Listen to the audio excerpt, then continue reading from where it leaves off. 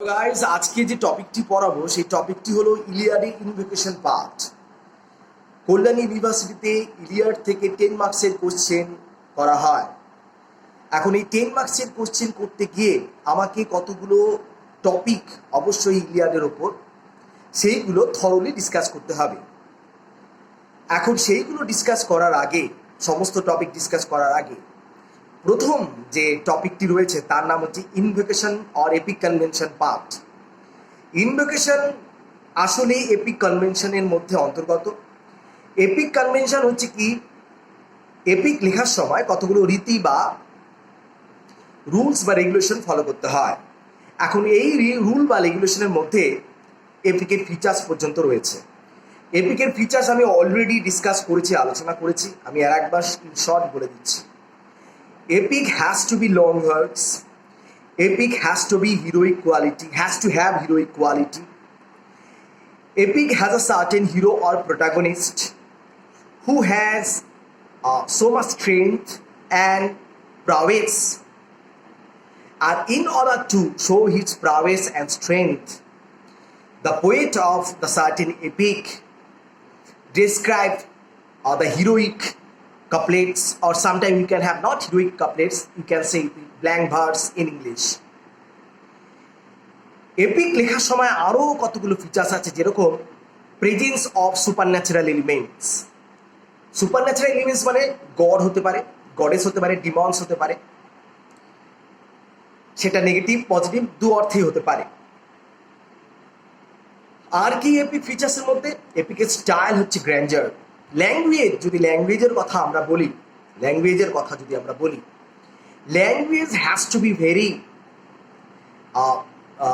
B very form with magnitude and seriousness. Language should not be ordinary. What is the meaning of that? That's the certain features or certain sentence that the human beings, the ordinary human beings, are used to or habituated to speak in some language. Now, when you are trying to write an epic, then of course you should not pick those words used by ordinary people. Epic এর একটা বড় উদাহরণ হচ্ছে এইটা। Seriousness, magnitude হতে হয়, grandeur style হতে হয়। গ্র্যান্ডার স্টাইল মানে বড় সড়ো ব্যাপার। এপিক মানে হচ্ছে, এপিকের থিমটি যদি আমরা দেখি, রাজরাজাদের গল্প, ভগবানের গল্প। তো এই হলো এপিকের ফিচার্স, আমি ইন শর্ট বলে দিলাম। তার মধ্যে একটা বড় ফিচার্স হচ্ছে এপিক কনভেনশন। এপিক কনভেনশনটা কি? শুরুতে এপিকের শুরুতে সবসময় প্রত্যেকটা টাইম মানে আমরা এটা দেখেছি, we can understand that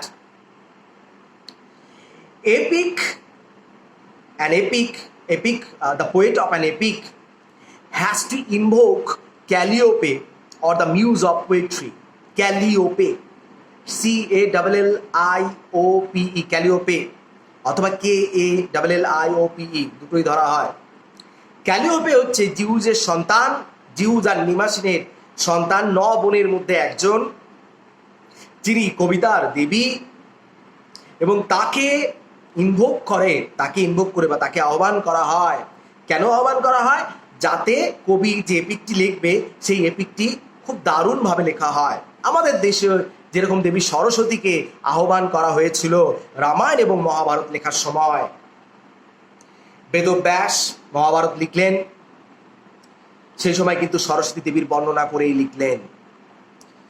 Valmiki Ramayana লিখলেন, দেবী সরস্বতীকে বন্দনা করেই লিখলেন। ঠিক সেরকমই ইলিয়াডের যে পোয়েট, তার নাম হচ্ছে হোমার, অন্ধকবি। জেসাস খ্রিস্টের জন্মের প্রায় 750 বছর আগে যার জন্ম, 750 BC। ইলিয়াড লেখাও হয়েছিল, অর্থাৎ হোমার লিখেছিলেন 700 বছর, জেসাস খ্রিস্টের জন্মের 700 বছর আগে, 700 BC। তো আমরা এই জিনিসটা যখন পাচ্ছি, পুরো ব্যাপারটা সময়টা আমরা যখন পেলাম, তখন আমরা সরাসরি ইনভোকেশন পার্টটায় চলে যাব। ইলিয়াডের ইনভোকেশন পার্ট, অর্থাৎ ইলিয়াড কী করে শুরু হচ্ছে। আমি এটি থরলি টেক্সট পড়াবো না, বিকজ এটা হচ্ছে নন ডিটেল টেক্সট। 10 মার্কসের 2 মার্কস আর 5 মার্কস এখান থেকে আসবে না। ক্লিয়ারলি শুনে নাও, 2 marks and 5 marks এখান থেকে আসবে না, then of course you have to only have to go through the text of Iliad in certain parts.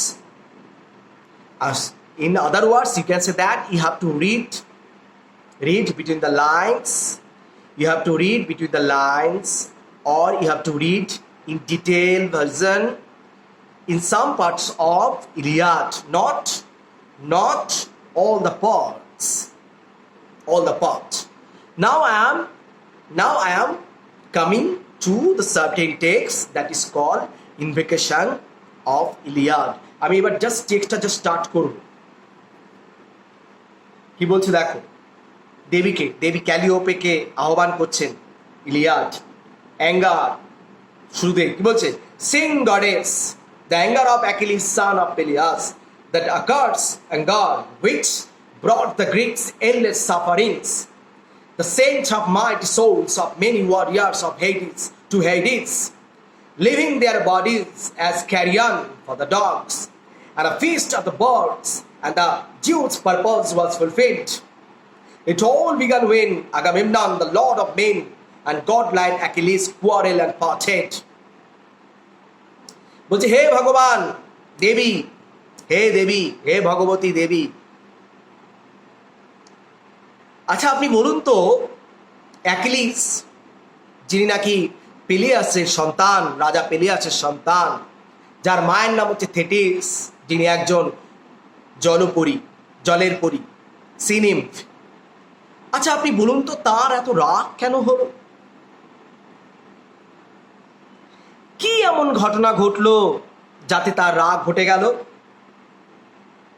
Which brought the Greeks endless suffering, এমন এক রাগ ঘটে গেল যার জন্য সারা গ্রিকবাসী অর্থাৎ অ্যাকিলিসের নিজের এলাকাবাসী তাদেরকে কষ্ট ভোগ করতে হলো। Living their bodies at the clarion of the dogs, শুধু কি তাই, suffering and the sent the mighty souls of the many warriors to Hades, শুধু কি তাই, আমরা কি দেখলাম? আমরা দেখলাম এই রাগের জন্য, অ্যাকিলিসের রাগের জন্য গ্রিকদের অনেক সৈন্য সামন্ত মারা গেল এবং তাদের আত্মা নরকের অর্থাৎ হেইডিসে চলে গেল এবং তাদের বডি পড়ে রইল কুকুর শকুনদের খাওয়ার জন্য। তাহলে ঝগড়াটা কি শুরু হয়েছিল? আগামেমনন অর্থাৎ মেনেলাস, যে রাজা মেনেলাস, যে আমরা গ্রিকদের রাজা মেনেলাসের ভাই আগামেমনন, তার সঙ্গে যখন দ্বন্দ্ব শুরু হলো, তার সঙ্গে যখন মতবিরোধ শুরু হলো, মনান্তর শুরু হলো কার? অ্যাকিলিসের। তারপর থেকেই কি এই দুর্ঘটনা ঘটলো? আপনি কি বলতে পারেন হে দেবী? এই হচ্ছে তোমার invocation partটা. The invocation part, I can say in that way that invocation part is very important, the very important and integral part of Iliad. So you have to understand that very clearly, that if you understand the theme and initiation of epic Iliad, then of course you have to go through thoroughly the text of invocation. And you can have the invocation part, the description box in my video, you can have already, and of course my students, you can have actually that invocation, that writing or the note on the invocation you can have in my WhatsApp box. And then after that, after going to the notes, then you can have the certain clear idea of invocation, what is invocation, and how the invocation is described or presented by whom? By Homer in the poem, in the epic Iliad. But এখন আমাদের যেটা করণীয়, আমি এখন এটা নিয়ে কিছু discuss করবো, আলোচনা ইনভোকেশন পার্টটা নিয়ে। এখন এই ইনভোকেশন ব্যাপারটা কি? ইনভোকেশন পার্টে আমরা একটা জিনিস খেয়াল করলাম, এই ইনভোকেশন পার্টটা একটা এপিক কনভেনশনের মধ্যে পড়ে। নাটক লেখার সময় বা এই মহাকাব্য লেখার সময় কতগুলো রুলস ফলো করতে হয়। নাটক লেখার সময় যেমন কতগুলো রুলস ফলো করতে হয়, কত অঙ্কের নাটক হবে, দৃশ্যসজ্জা ঠিকঠাক হবে কিনা, মানে নাটকটা যখন লেখা হবে কারণ পরে তো আবার নাটকটা মঞ্চস্থ হবে, সেই কারণে নাটকের দৃশ্যসজ্জা সম্বন্ধে খোঁজখবর রাখতে হয়, মানে ঠিকঠাকভাবে বর্ণনা করতে হয়, নাটকের গল্প প্লট ঠিক রাখতে হয়, ক্যারেক্টারগুলো ঠিক রাখতে হয়। ঠিক সেরকম এপিক লেখার সময়ও কিন্তু এই ক্যারেক্টার, প্লট এবং তার সঙ্গে এপিক কনভেনশনটাকে গুরুত্ব দিতে হয়।